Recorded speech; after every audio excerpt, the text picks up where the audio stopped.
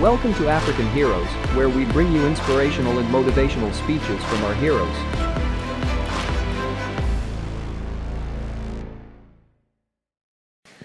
Good afternoon, everyone. My name is Nomashu Bingume from South Africa. I work as a consultant for the Department of Trade and Industry.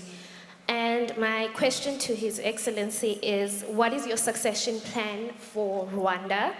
And if that succession plan includes changing the constitution and running for a 10th term, how are you going to ensure that you don't fall into the pitfalls of the predecessors that have stayed in power very long, who started off delivering for the people and then somehow forgot or that got lost in the... Okay, question is clear. Okay, thank you. Let me answer that first. Are you sure you are from South Africa? Okay. You wanna... Well, first of all,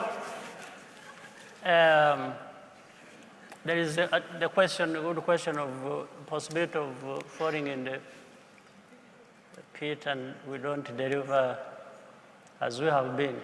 Well, let me say we have cases where people have not delivered at all and continue and not delivering or don't deliver and in the end go but leave nothing behind, and that is okay because they have left. That's fine. But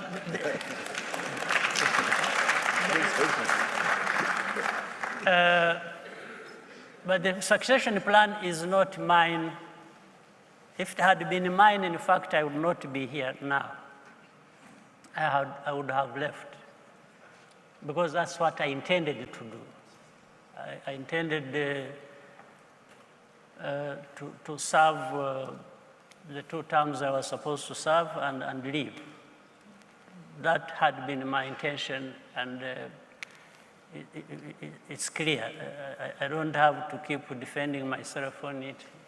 For me, I'm deep in my heart satisfied that that's what it was. Until people asked me to stay.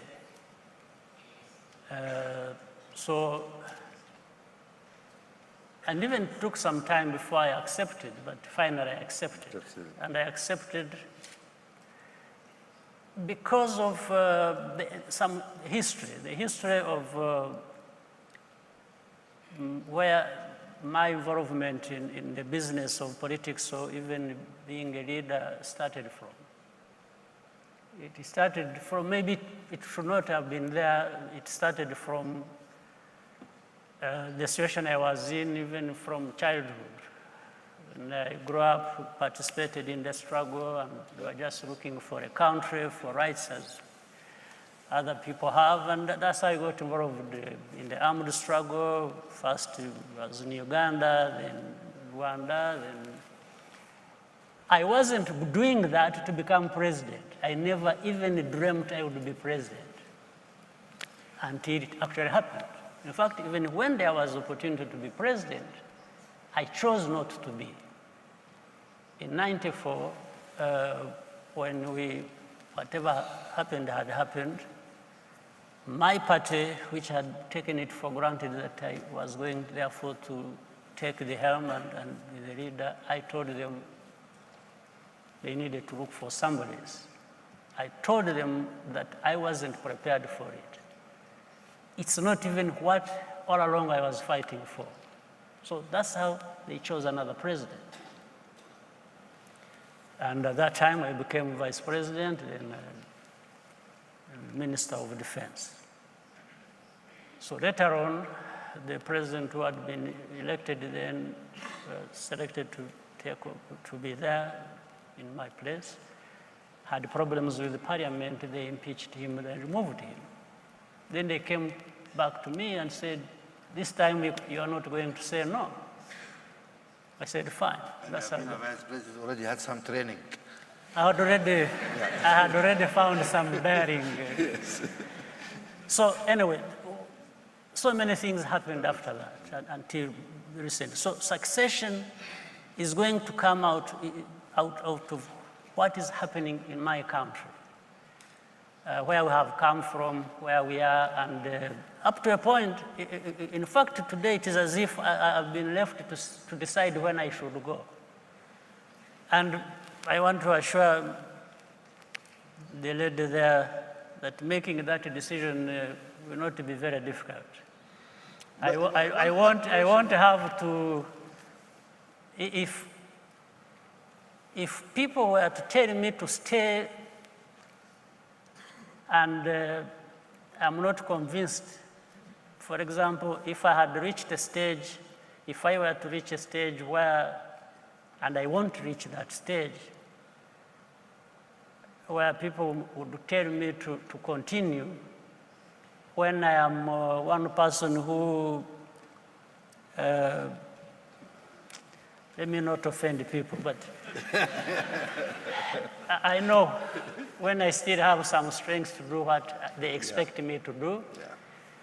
And when it is at that point that I feel I can't do much for them, which they expect from me, I just tell them no. But I tell them even before they tell them to continue. And when it comes to that, even if they insist, I also insist on going. So that's how it will operate. But one question here, Mr. President, and please, I'm not flattering you because I don't flatter people, sure. But you really did a lot for this country, and people admire the delivery.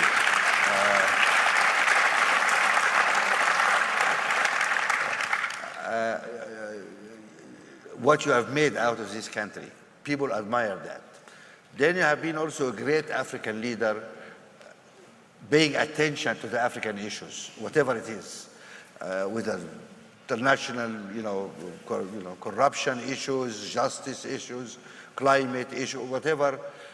You are one of few leaders who are really African leaders. We have some nationalist leaders here and there, but not many of them are Africans. Because I think if you're African, you need to pay attention to all of Africa to earn the name African leader. And, but that's going to create a problem because your brand became mixed with Rwanda brand. Would that make it very difficult for your successor to come and fill in your shoes now?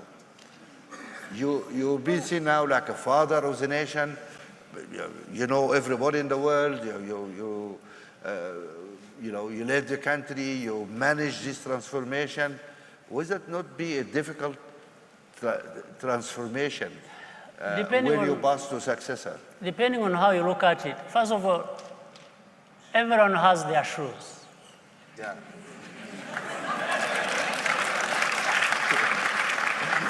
These guys, I will have the... I didn't have to fill anybody's shoes. So I'm sure there are people out there who don't have to fill my shoes, who will do the service required for this country differently. They don't have to fill my shoes. They have to do what they need to do for the country, and starting from where the country is. I started from a different place. Yeah. So people starting from where the country is, I think are there. They will be found, and they will build on what exists and maybe continue the brand or take it in a different direction, but nonetheless a good brand. Can We I want ask you, it to be a good can brand. I ask you another personal question? Okay, you get fed up of this, get tired. Sure, Especially working with the African Union is very tiring. it is. I am a witness to that. So what is Paul Kagame's future plans? I mean, you're going to take up golf, you're going to take up fishing. So if you come time and say, guys, okay, you take this. You're going to start a foundation? You're going to go to the global stage, do something there, or what? This is a personal question. What do you want to do in the future? I have many things to do. One, I will try and be supportive to the one who brings his shoes to. I definitely want that person to succeed. Okay. So you need to, for my you country. owe something for... Yes, for, absolutely. Yes. There's no question I have to. Right. I owe that. I continue to give whatever little that will remaining in me to make sure we move forward. The second, I'm a very happy person, satisfied person. I have my family, which has always comforted me. I always fall back to it for when I have all these frustrations, and they give me the support required, and friends and so on. Maybe in the near future, I mean, who knows, the children, you later on have grandchildren. So this is going to be a lot of fun. And So no golf for you or no? golf, well, some of them may take me there. Okay, Yes. Yeah. Because you have wonderful greens here. Yes, you but can have, third, I have always wanted time to myself. I want to almost go back to school, let me put it that way. I always want to. You don't envisage a role in United Nations No, or no, international, you had enough. Even if they bribed me, I wouldn't go. You don't want just this one? No. Not after this one. Not after. Any question? If you enjoy this video, don't forget to share your comments below and subscribe to our channel for more exciting videos coming up.